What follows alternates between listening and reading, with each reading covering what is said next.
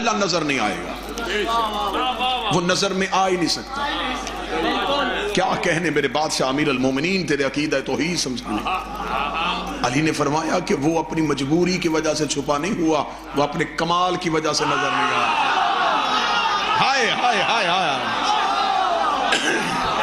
وہ اپنے کمال کی وجہ سے نہیں آیا۔ اللہ فاصلے میں نہیں ہے، فاصلے میں نہیں۔ ہم نماز کی نیت کیا کرتے ہیں؟ نیت واجب ہے، واجب رکن ہے نماز۔ نیت کیا ہے؟ 2 رکعت نماز فجر پڑھتا ہوں قربتاً الی اللہ، اللہ کی قربت کے لیے۔ بعض لوگوں کو اپنی نیت کے پیچھے چھپی ہوئی نیت کا بھی نہیں پتا۔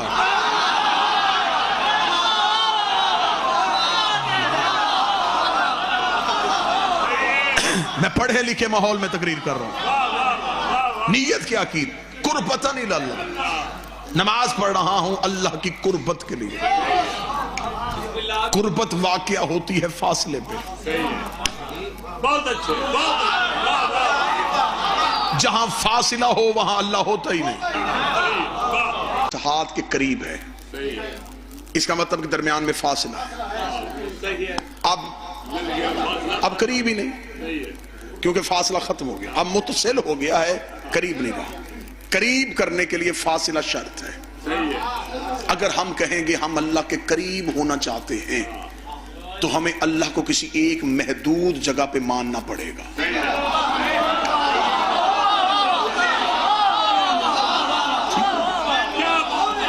اگر ہم اللہ کو جگہ پہ معین کر لیں گے کہ وہاں اللہ ہے اور اب ہم اس کے قریب ہو رہے ہیں، تو اس کا مطلب ہمارے اور اللہ کے درمیان فاصلہ ہے، اور اس فاصلے میں اللہ نہیں ہے۔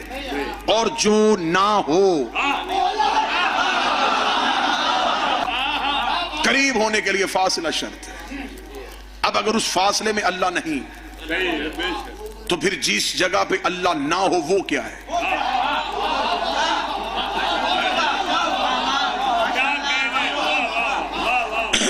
ہم نے کہا اللہ آسمانوں پہ ہے تو زمینوں پہ کون ہے؟ اللہ کو زمینوں پہ ماننے کے تو آسمان کو خالی ماننا پڑے گا۔ اگر ہم کہیں گے اللہ ایک جگہ پہ رکا ہوا ہے، پھر اس کا جمود ماننا پڑے گا کہ وہ ساکن ہے، وہ ساکن ہو تو پھر بھی اللہ نہیں رہتا۔ اگر کہیں کہ کبھی وہ آسمان پہ ہوتا ہے کبھی زمین پہ، پھر اسے تغیر میں ماننا پڑے گا، وہ حرکت میں بھی نہیں آتا۔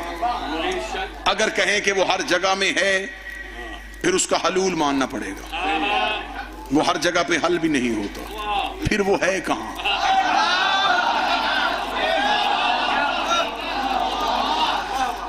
میں تو جب بھی کعبے کو دیکھتا ہوں تو میں اللہ سے یہی سوال کرتا ہوں، اگر یہ تیرا مکان ہے تو لا مکان کیا ہے؟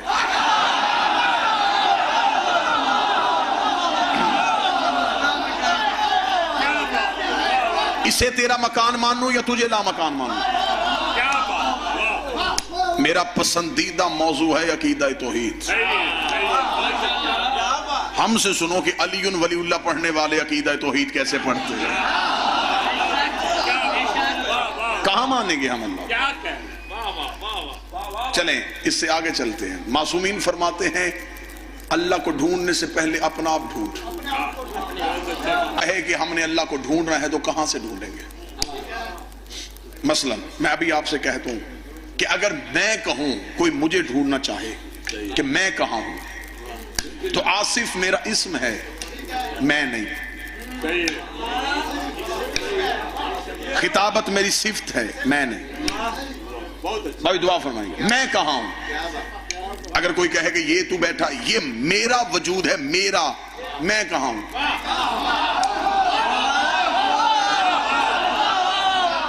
میں نے کہا میرا وجود، میرا ابھی بھی علیحدہ ہے، وہ میں کہاں ہوں؟ جس کا وجود ہے وہ میں کہاں ہوں؟ میرا چہرہ میں کہاں؟ میری آنکھیں میں کہاں؟ میرے ہاتھ میں کہاں ہوں؟ اگر کوئی کہے جو تیرے اندر ہے وہ بھی میری روح ہے، میں کہاں ہوں؟